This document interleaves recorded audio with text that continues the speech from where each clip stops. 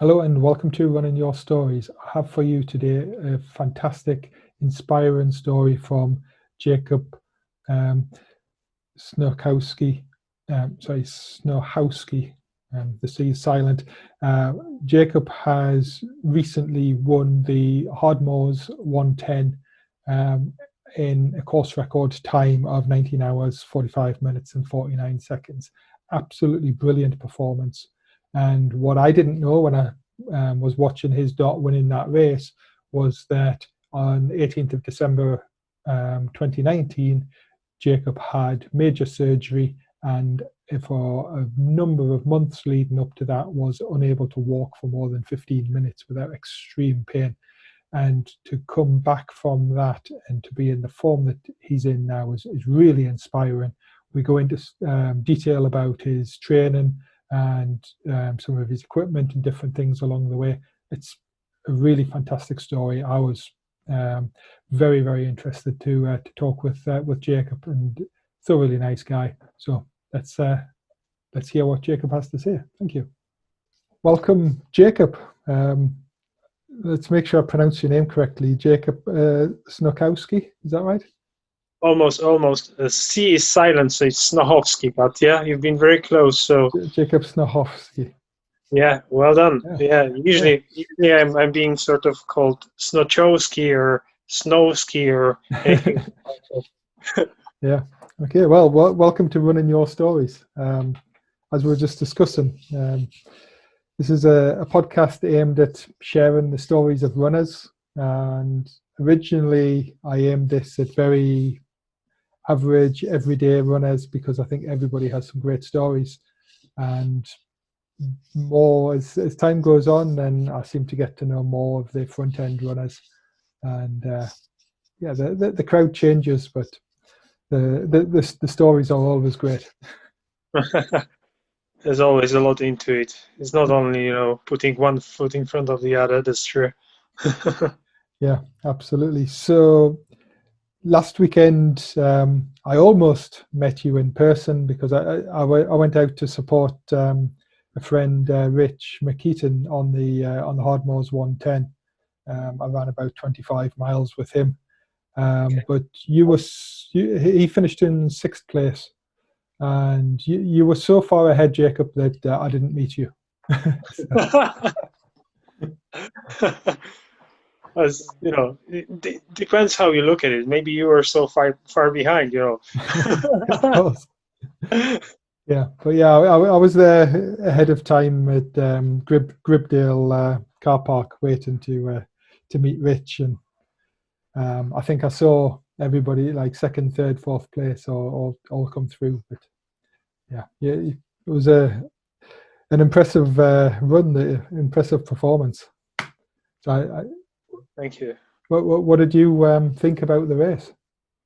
Well, that's one of my favorite coastlines. So basically, in terms of how the route looked like and all that stuff, it was just perfect. I really, really enjoyed it, especially the first part along the coastline. It was just pure pleasure. And getting inland, it was again very beautiful. And as soon as night approached, it was a little bit more grim. But I've done Hardmoors 55 last year in March, so I knew more or less how it looked like. So yeah, I think that the whole series of Hardmoors, they're beautiful races and wonderfully organized, and the whole Hardmoors family, people helping or people racing or it's just something amazing. Yeah, it's more like Lakeland family. You've got amazing atmosphere around the race, and the race itself is beautiful. So Yeah. So yeah, I've run the Hardmore 60 before. So the first section along the yeah. coast in the opposite direction. So you can go back in a few weeks and do the Hardmore 60. Yeah, I've got plenty of stupid ideas, but yeah, Yeah. But a yeah, lot more places to visit in UK at the moment, sort of. So let's think about something else for now. yeah, yeah, sure. So yeah, I mean, I think it'll be very easy to look at your results, set a new course record within the race, and I think many people would think that Jacob's very strong runner must have had a very strong 2019. But I heard from some mutual friends, and I see from your Facebook page that 2019 was a very different kind of year for you. Yeah.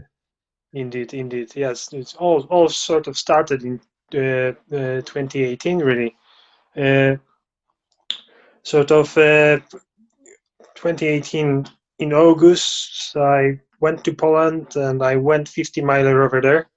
About a week later, I was racing Cumbria Way Ultra, and I won it, set a course record as well. But during the race, I thought that I've around 30 mile in, I thought that I've got cramp. It turned out not to be a cramp. I've torn my calf muscle in 3 places. Very minimal tear, but it was there. And that led to rhabdomyolysis. So I ended up in the hospital for a week.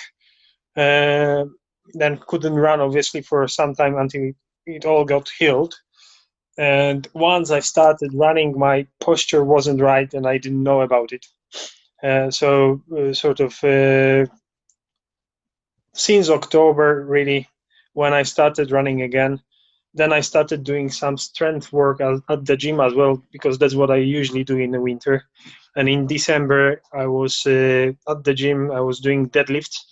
And when I was lifting, I think it was like 100 kilograms, something like that, something popped in my groin. Mm. And that was like really, really big pain. And had to stop exercising, went home, couldn't walk for 2 days. I was really struggling with walking. And I thought that I pulled the muscle and sort of rested up. It got a little bit better. And basically, I gave myself time until February. I started running again. The pain was coming and going. It felt exactly like hernia. And in February, it didn't go. And I went to the GP and I said, listen, I think I've got hernia. But they've done all the tests. I didn't have any bulge or anything like that. So they said, no, you don't. You probably pulled your muscle. And, just, when you feel that it's getting painful, just rest it up and it will be okay. So, yeah, I've raced Hardmoors 55 in March, won it.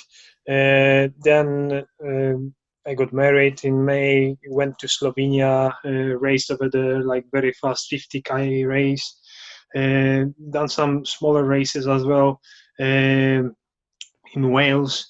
And then in June, that was July, sorry, I was racing 100K Championship of Poland and 30 miles in a race. The groin went completely. So I got back from Poland, went to the GP, and I said, listen, it's just too much. I can't do what I love, etc. And you have to do something about it. And to cut story short, it turned out that I've got Gilmore's groin. And because I was running on it for such a long time, I developed very bad sort of case of osteitis pubis, which is like an inflammation of all of the tendons joining above your basically penis in the pubic area. And I was immobilized until December the 18th when I had the surgery. So basically my life was all about work. Maximum 10 minutes walk. I couldn't walk anymore because it was then agony. Living without underwear, it was so painful, and waiting for the surgery. So, had surgery 18th of December, started physio same next day after surgery. And on the 1st of January, I went for the first sort of like jog, and I was 95 kilograms, which is about 18 kilos more than now. And, just completely couldn't believe how weak I become. And, well, it was hard period. 6 months without running, I got really depressed and low, and as you can imagine, there was a lot of cake involved, and yeah, but I'm glad it's over. So Yeah. So I think there's lots of interesting aspects to it. Obviously, you can kind of see in the story the deterioration, and as you say, it's sometimes very difficult. I think when runners who are amateur athletes but actually pushing their body very hard go to get medical help, that it's very different from the average person going to the GP. And so it sometimes can take a long time. I think it sounds quite typical kind of case. very clear. I think it all depends on who you will meet on your journey. So basically, I've met two different GPs, Yeah. and both of them looked at me completely differently. And the second chap I met, he is a runner, and he was really keen to help me. Yes. Which makes a huge difference. So yes. Yeah, it does. So yeah, that's as I say, that makes a big difference. And then, as you say, once you get to that position of not being able to run, you mentioned about being depressed and being low. How do you? I guess how did you make it through that time? well, I was. My wife says that I'm normally grumpy, but or probably grumpy times 10. So Yeah. no, I must say that I definitely drank few too many beers, and had few too many cakes, and really it's hard, especially these days with all the social media and seeing all of your friends racing and all that stuff and Strava, blah blah blah, Yeah. and you're just sat there at home thinking, Jesus, I can't even afford 15-minute walk with my dog, because then I know that I will be really in agony tomorrow. Yeah. So it was hard. It was mentally hard. I've tried to sort of do other stuff, but I've been doing running for 15 years with breaks, but it's altogether 15 years this year, and it's a huge part of me, and I love it. And it's like mm, you know like big chunk of you was suddenly just taken, and you're just lost in that sort of sea and don't know which way to swim to sort of get to land. It's just like I sort of really trying not to think about the moment in my life when I won't be able to run anymore. Hopefully by then I will be sort of so tired of it that I'll be happy I can, but Yeah. Yeah, I know that. I've only had like a few weeks here and there where I've been injured and unable to run. And like you say, I can understand the grumpiness, but I think when it's short term, like I've experienced, then you're always working with the physio. You're building, so you have that to give you direction and strength. And I can only imagine how difficult it must have been while you were waiting for the operation, knowing that it's out of your hands and there's nothing you can do to build towards it. I think once I sort of got the date, things become a little bit better, because then I sort of started, looking forward. I was worried because you never know with these things, if they're going to work out or not. Not every single surgery is successful, but at least there was some sort of light in the tunnel. I knew that there is a date. I started changing my diet, for example, because I know that I wanted to be as fit for the surgery as possible. Mm-hmm. And I knew that as soon I will get this surgery done, I'm completely focused, and I want to get back to the levels of my fitness prior to the injury, and that was my key goal. And it was just that I think the most sort of demoralizing in a way was that sort of living in a sort of no man's land. Yes. You don't know what's wrong with you, if there is any help available, or all that stuff. And you know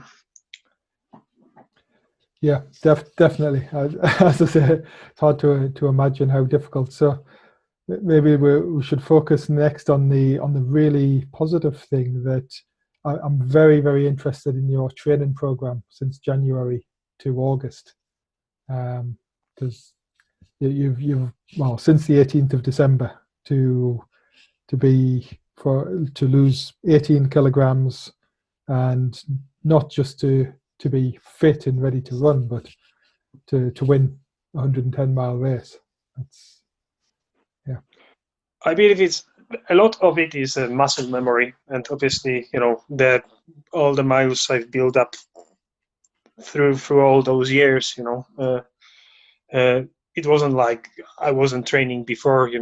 Since 2004, 14. Sorry, I've been working up with the training plan more or less all the time, and I could see improvement year after year almost. But basically, before the surgery, the surgeon, Mr. Paul Wilson, asked me what sort of physio plan I would like straight after surgery. Would like a normal one, or the advanced one he's using for football and rugby players, basically. Yes. And the answer was simple. I want the advanced one. And he said, okay, so you will be running in about 2 weeks' time. And I just couldn't believe that, especially when I woke up after surgery and I was in so much pain. But yeah, he gave me the plan. There was a lot of focus on glute muscles, on abdominals, on the whole core really. And then cycling at home on the turbo trainer, obviously walking, hiking. So within 2 weeks, I've made a really, really, really good progress. On the 1st of January, I was already doing the first sort of like walk jog. And from there, uh, I just took it really easy for a month. Just I was jogging how I could feel really. If I felt tired, I was slowing down, and I really stick to the rule of 10% per week for the first month. So I wasn't really extending it. So, it was short runs, few per week, a lot of rest, a lot of turbo trainer, cycling at home, where I was really spending more time than running. So, for example, if I was going for 20-minute run or 15-minute run, I was to come home and just spend an hour or an hour and 30 minutes on the bike. Yeah. To sort of try to build up the endurance again. And from end of January, I started working with the proper training plan where I added already some uphill sessions and some fartleks and intervals and that type of thing. And yeah, and obviously throughout the year it progressed, and I was finishing the training plan with tempo sessions of 14k, 15k, yeah, just under an hour and things like that. So obviously the plan had structure, but I wasn't running like most of the runners who are running 100 milers and they clocking I don't know 100 miles per week. I think I've probably done twice in my life 100 miles per week, or maybe 3 times when I was on running holidays or stuff like that. I'm hardly ever going above 60 miles per week. Yeah. So I'm more type of the runner which works on quality Yes. more than the amount of miles in a week. So I will have some long runs in a week, obviously, once or twice, but yeah, it's not a massive amount. And really, yeah, what else? For the first 5 months, I could sort of feel still the foreign body in my groin when I was training. So that was as well, I had to adapt. So I took it as, it is new me. Yes. That's how you feel. The surgeon said, there is a chance that you will be able to feel it for the whole life if you will be unlucky. And for the first 5 months, I could really feel it all the time, especially after harder session. But that's probably where the tissue was, growing on a mesh, and then again tearing and scarring and all that stuff. Mm. But now everything is fine, and after the race, during the race and after a race, I've not felt it at all. So that's amazing. Yeah, I don't know if there is anything else you would like to ask about training. No, that's it's really interesting, especially Yeah, interesting with hearing. with weight, because you've asked about weight, I've got actually quite a good and bad metabolic rate. So uh, it's not an issue for me to lose a lot of weight quickly, Mm-hmm. and I'm not sticking to perfect diet either. There is some cake involved and whatever, because when I'm sort of starting to add those really hard training sessions, I'm just burning a lot of calories per one sort of session. So I can go easily. It might be even 13, 14 miles run only, but I will burn 1,500 calories easily, Yeah. according to watch and all that stuff. So yeah, the weight goes down. I'm actually struggling when I'm really at the peak of running during the year. I'm struggling to keep my weight up. But then, on the other hand, when I'm stopping, the first thing which grows is my belly, and it's Yes. becoming very distinctive. So, yeah. Yeah. I know that well. I can relate to that. Um, so just one other thing about the training in particular. You mentioned doing strength work with a lot with the glutes and the abs at first. Do you continue that strength work throughout all your training? Yeah. I'm trying to do sort of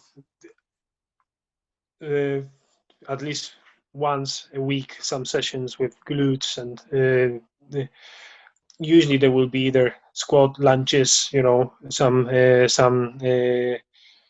planks and things like that. So I think it's very important, and since I started doing it, I could definitely notice the difference.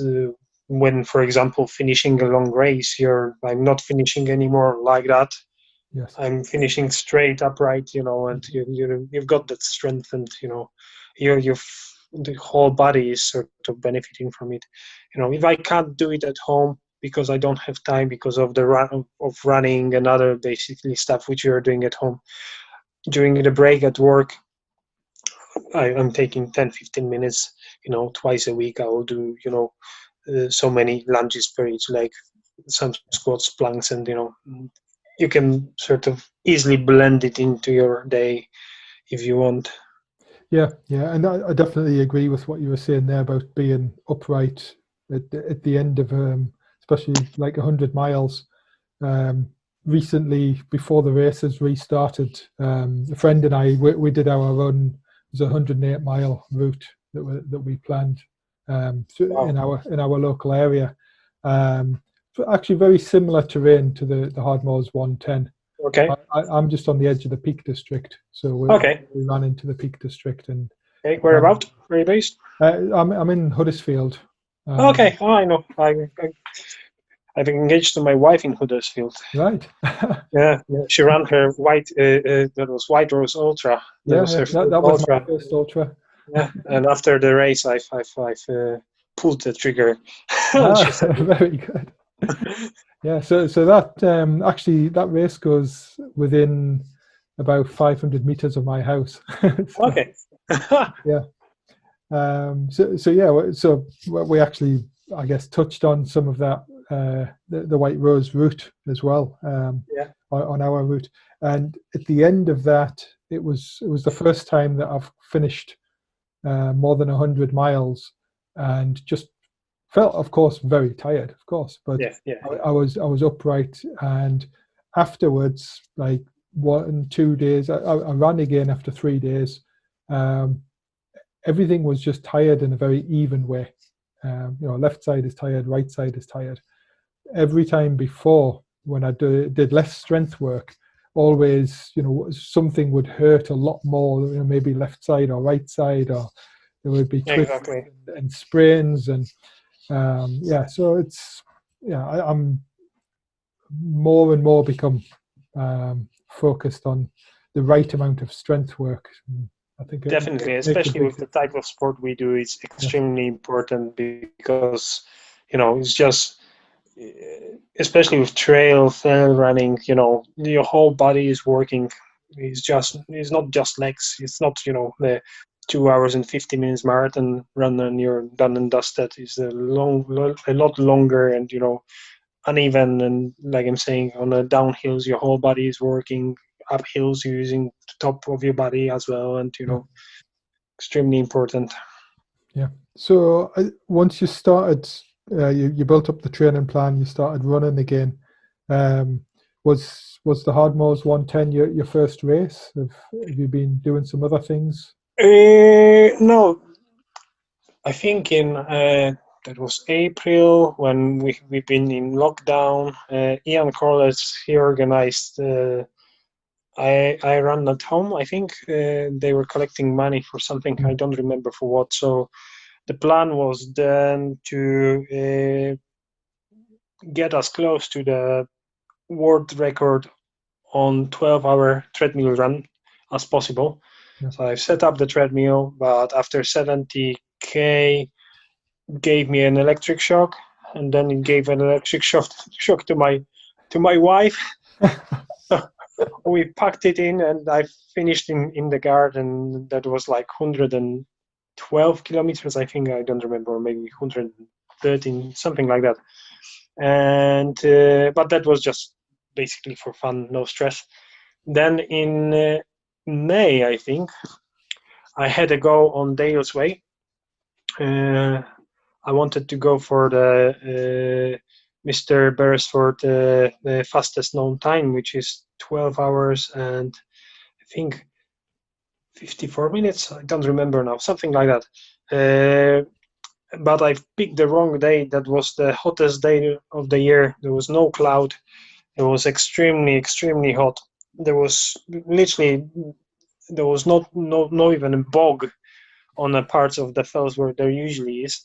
And after 70 Ks, I had to stop because I was just so dehydrated that I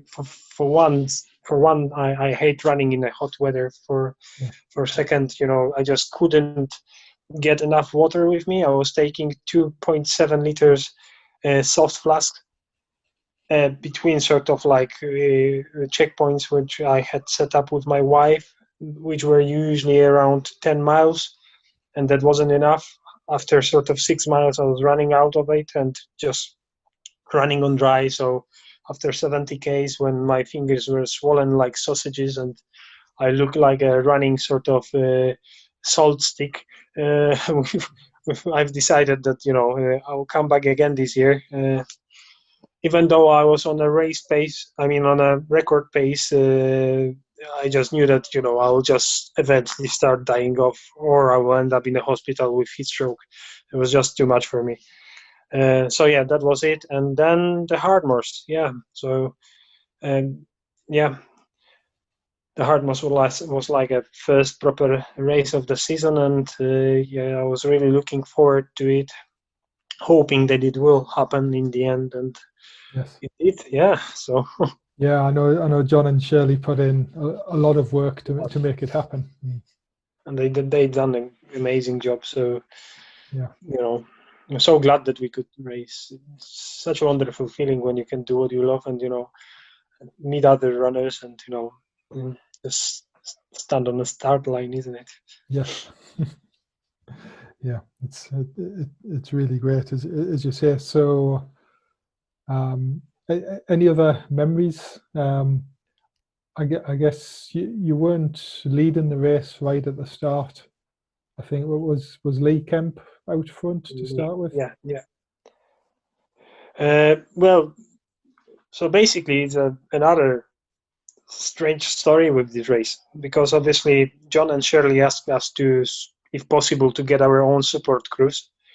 So we don't have to use the stuff from the checkpoints to keep the marshal safe and whatever safe. So basically, I've managed to get a bunch of friends, very experienced ultra runners as well. Some of them live in Sheffield, some of them live in St. Helens, basically. So I had one couple, Gosla and Tadek, and they live in Sheffield. And Marek and Aga, they live in St. Helens. And Gosla, Tadek, and Marek were running, and Marek's wife, Aga, was taking care of the dogs, basically. So she was going with us to Sheffield and staying with the dogs in Sheffield. My wife couldn't help this time because she had important exams on Monday, so she had to stay at home and revise. So anyway, my wife was giving me a lift to St. Helens to pick Aga and Marek, so we can go in their car to Sheffield. And by the time we arrived sort of at St. Helens, there was Aga packing her car, and she was like literally crying, couldn't stop crying. So I've looked at my wife looked at me, and we are like, shit, something really serious happened. It wasn't like that sort of sob. It was like proper, upset face, and she was really, really not in the right zone. So we got out from the car, and she told us that her mom passed away literally an hour ago. She got a phone call from Poland, from her brother, I think, saying that her mom passed away. So we are like, okay, so you're both obviously not coming with us, and we will try to sort it out somehow. Don't worry, it's all good, and don't worry about us. But she was like, no, we can't do it, we have to go with you guys. I'll be sitting at home crying anyway, so I can cry in Sheffield, and Marek will go with you. So I was like, shit, I don't really feel like not allowing your husband to stay with you, but if you sort of want it really, let's go. So from the start of the race, in my head, it was only to sort of do it for Aga and her mom. Yes. So I was really mentally sort of like focused on it. I can't, not do it properly. I need to do it as best as I can, just for her sort of like being there and letting me to run this race with Marek, who was helping me, and you know what I mean. Yeah. So yeah, Lee started with the guy from Holland. I think his name is Kes. Yeah. And they started really hard. I ran with them for I think 2Ks, something like that. Yes. But then they were sort of maintaining. I was running 430s per K. They were running around 410. And I thought, no, it's 110 miles. I'm not going to play with you guys that way. Yes. So I've let them run. And from then on, I've switched off completely. I stopped thinking about the other runners, really. I was thinking about Jason's time, Aga and her mom, and to do it as best as I could for all the people who are helping me, so that was in my mind. And I think 20 miles in, I took the Dutch guy. He was really slowing down. And I think by mile 40, or maybe just before 40, I've reached Lee. Yes. And then from the checkpoint where the support could join you, basically, I was running on my own. I mean, with the support runners, Yes. but on my own without anyone else anymore. So yeah. So yeah, I think again, it's worth to highlight the pace and strategy to go at your own pace and not be made to go too fast by other people, because I know Case, he dropped off his pace quite a lot towards the end. I think he ended up in 5th place. yes, and he's a very good winner. I think it was about 4 hours difference between both of us. Yes. Yeah. I think he holds the course record on the Hardmoors 80. So Okay. he is a fast runner. But yeah, I think it appears, I haven't spoken with him yet, but it does appear that he pushed too hard early on and then slowed down a lot. Certainly, I know my friend Rich McKeaton, who I was running with in the night to support, um, he also admits he went too fast near the start, and he actually almost caught Case. He didn't. I think he was only 15 minutes Oh, behind him, but sorry, maybe only 5 minutes behind him at the finish. But he didn't realize he was so close. So ah, yeah, when you've been it would be a alone nice for battle at the end. yeah, when you've been alone for so many hours, you don't Yeah, realize sometimes how much you're catching the person ahead of you. Um, so yeah, but that was a beautiful the night time. I think before the sunset, there was some showers. It was raining a little, but yes. once the sunset, the stars came out, and I thought it was a really beautiful evening. I don't know. Were you too focused on just running fast? Yeah, I mean, I remember beach. We had actually quite a lot of claggy beach as well, so there was a lot of clag on coming down from Three Sisters by the time we reached it, and then going up from Osmo 3, it was very claggy then, and from there on I started having problems with my vision as well because of the clag and torch and everything just become one big blur. Yeah. So even when I had my super drone in front of me, I just couldn't really focus on them. They were like one ball of colors and Right. funny things started happening. I didn't hallucinate, nothing else. I just think that nothing like that. I just think that my pupils were so dilated for such a long time Yes. that it all become blurred. It's like going to the ophthalmic clinic and they putting drops in your eyes and suddenly everything is just whoa, what the hell is going on? I can't read. So yeah, it was something like that. Yeah, so yeah, but I remember bits when especially when we were getting to Helmsley, we had a really nice spell. No clouds, like you're saying, a lot of stars, and it was very calm. No rain, no wind, so it was just beautiful. Yeah, Yeah. I'll So definitely remember this finish for long. Yeah, it was yeah. just so peaceful. Yeah. I guess you finished around before Three, 4 a.m. didn't you? three. 3. Sorry, yeah, four. No, Yeah, but before 4, so 3 four. something. Yeah, 3:43. Yeah, Yeah. Yeah. 3:45. Yeah, sorry. Yeah. Yeah. I think I was running till about 2 a.m. And then I decided that I better stop and because I still have to drive home. So Yeah. it's about 1.5 hours drive for me after running. So Yeah. At night. Yeah. Not nice. yeah, yeah, but yeah, really great event, um, and I think yeah, as you say, you would never plan to have such a strong reason like your friend's mother passing away, but to have that, I guess that kind of thing can either be a big problem and actually cause your race not to happen, or can Yeah. be a really strong motivation. And Yeah. Very true.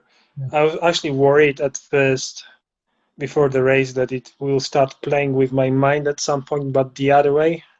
mm, It's like, what you doing? You yes, shouldn't really do that. It's her mom just passed away and you're running your race and whatever. But it had the opposite, the right effect. And yeah, yeah, it's yeah, just amazing how much things like that can build you up and, cause you to even focus more. And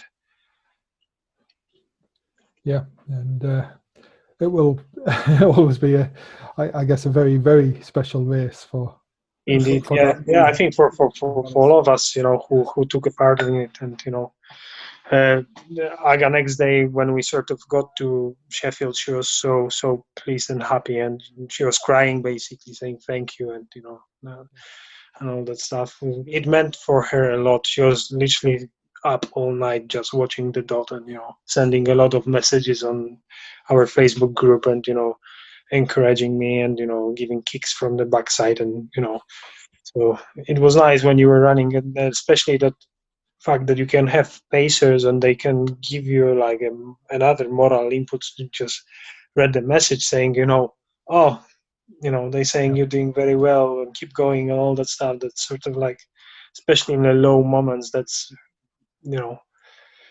giving you an extra kick, which is good.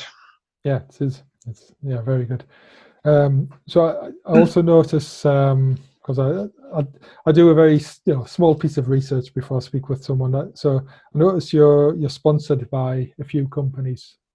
Do you want to mention the Yeah, of companies? course. So I'm being sponsored by La Sportiva, uh, Mountain Fuel, when we're talking about nutrition, and Chorus, when talking about watch, and Bridgedale.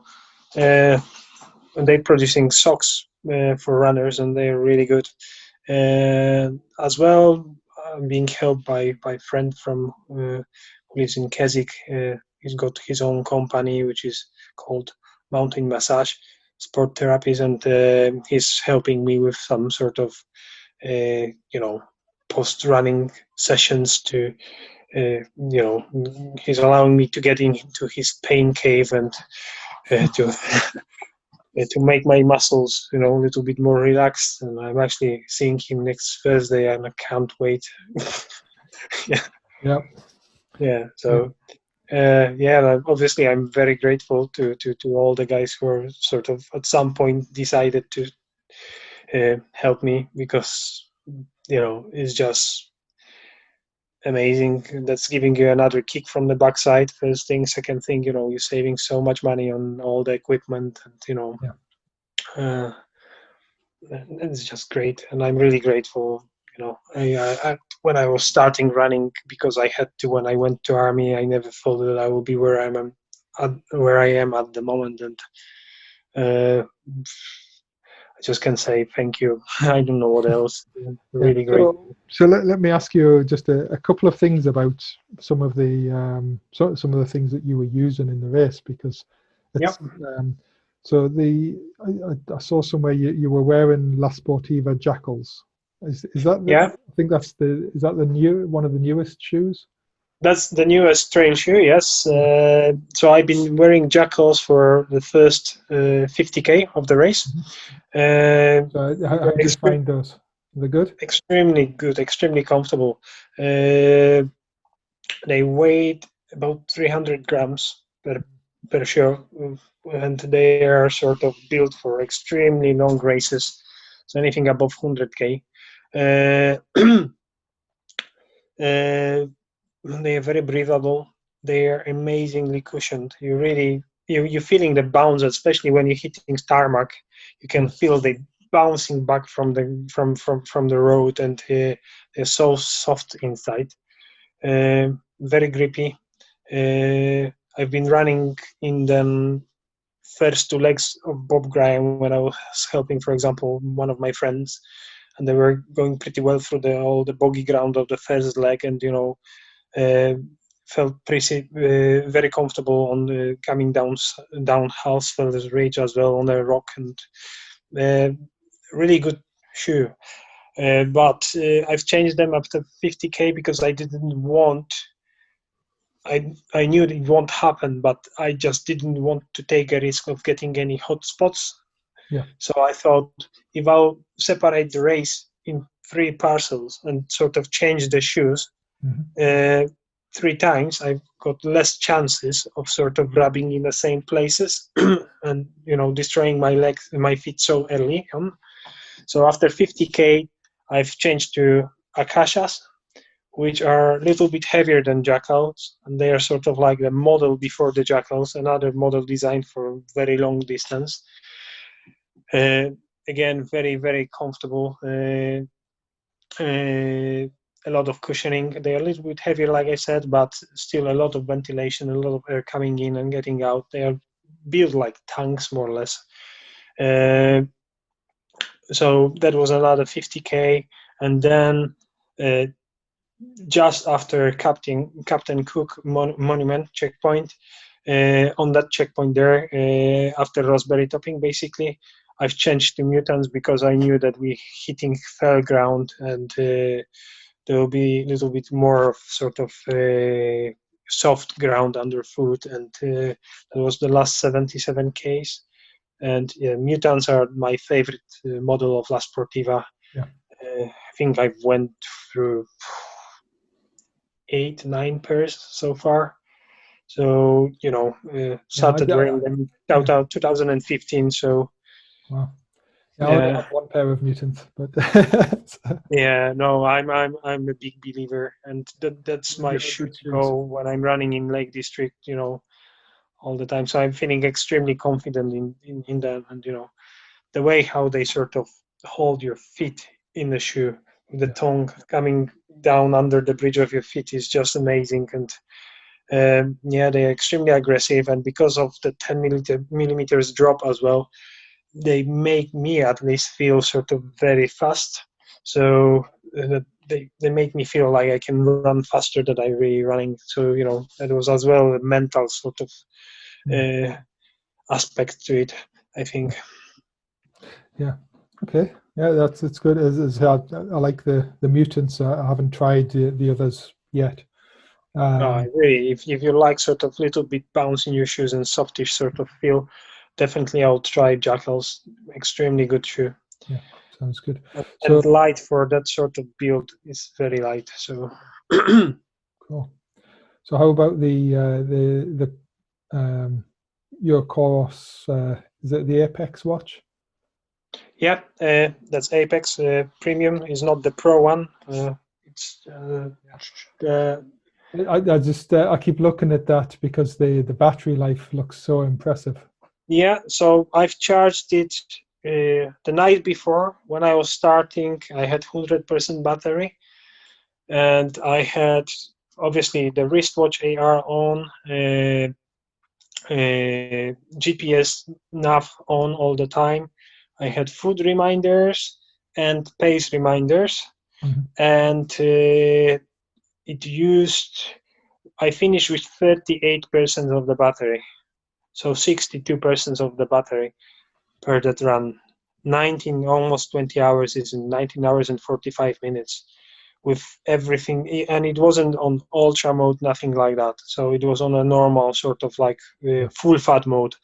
So yeah, it's very impressive. Yeah, definitely impressive. Because I think the basic functions seem to be quite similar between Garmin and Sunto and Coros, but the battery life looks really impressive. I can tell you, I was Phoenix user for years, and when I switched to Coros, what's inside is more or less the same like in Phoenix 3 in terms of nav and all that stuff. Plus, it has got a lot more now in terms of training plans, training programs, etc. When I was running at first and testing it, I was running with Phoenix 3 on this hand and Coros on this one, and to the meter, elevation and distance exactly the same as well. I'm really pleased, and I think it's a it's a great watch in a good price as well, and battery life is just out of this world, and customer service as well is extremely good. If you've got any problem with the watch, you just dropping them a line and they are within 24 hours talking to you and trying to sort out the problem. So very good. It's impressive. Yeah. As I say, I keep looking. Unfortunately, my Sunto watch still keeps working very well, and it's a lot of money to spend on a new one. But I do like the look of the Coros.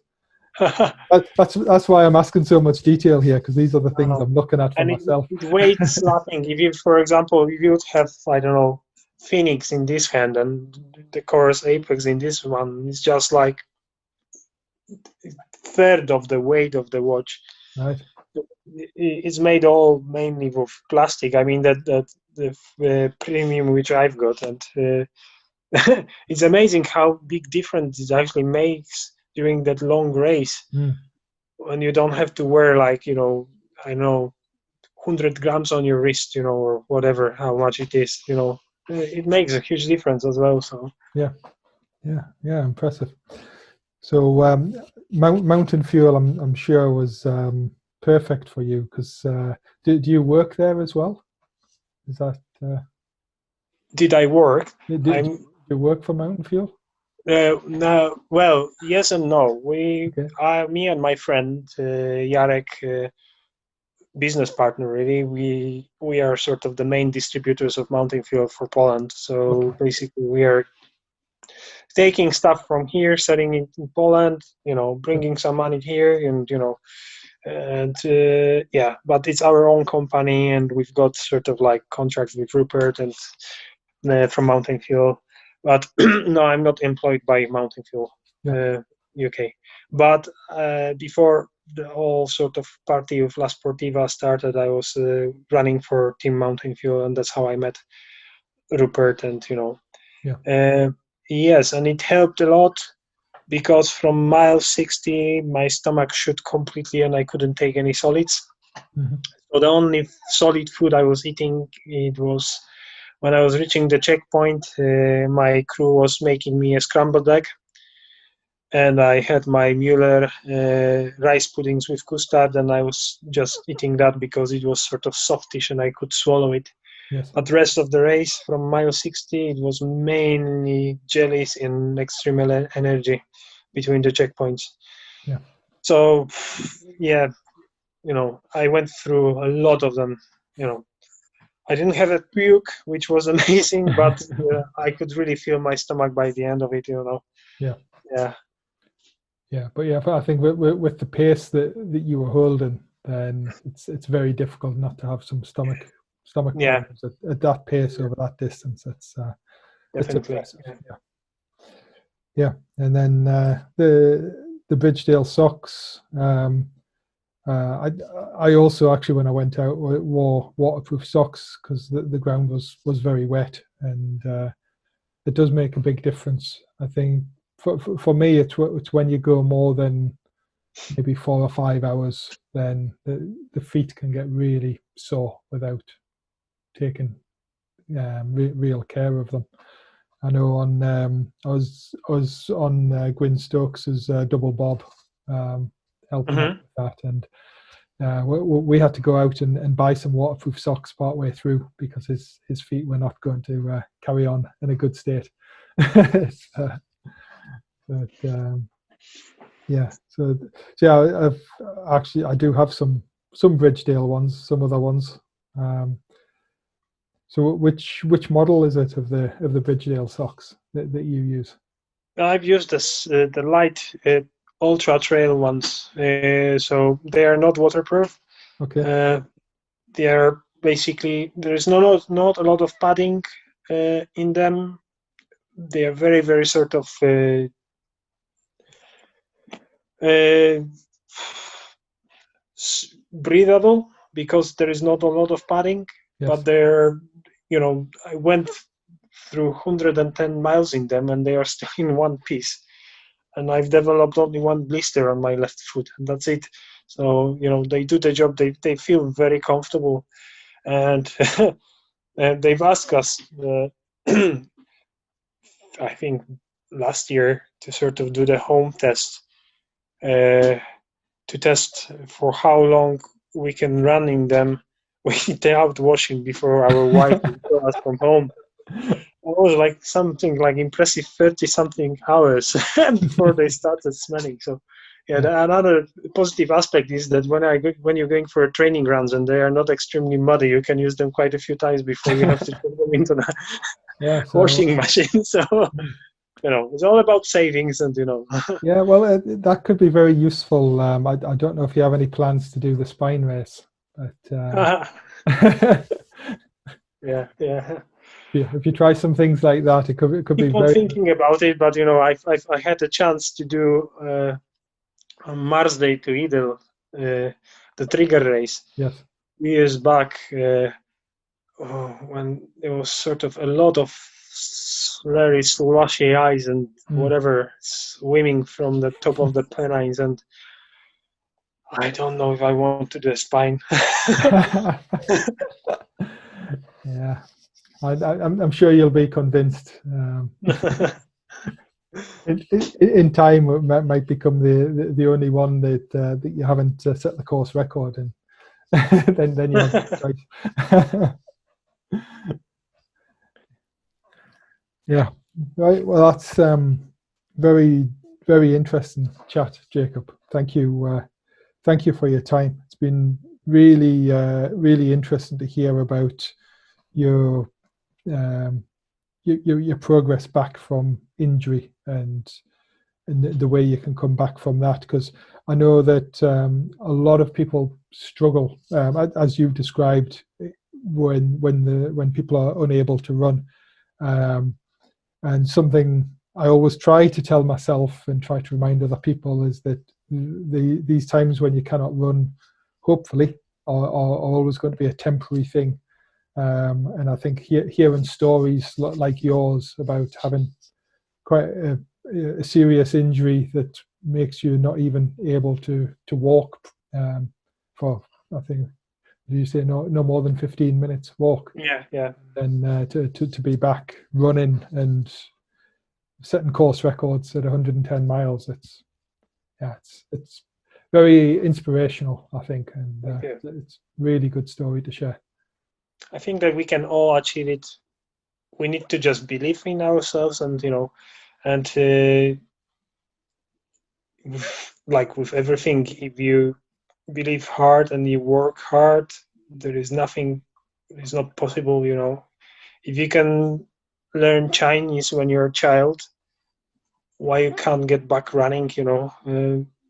I think that for me it was helpful as well that I had similar story years ago when I torn my ACLs in a knee, and I was off from running for half a year, and and I think then it was more difficult for me than now, because I knew already that because after the previous injury I got back to running, I will be able to do it now. I just need to focus and be on it, and I think it helped me as well that I stopped completely drinking in December. So I'd not had a drink except my friend's wedding, so I didn't have any excuse on the weekend to sort of like, to not get up and to not go for a run and all that stuff. And so I think your mental sort of aspect of the things, how you're looking at things, is very important, and you must believe in yourself. And I'm no different than you or any other runner out there. We are all the same. It's just how we're looking at things, I think. Yeah, I agree with that, and I think you've put it very, very well. It's really good.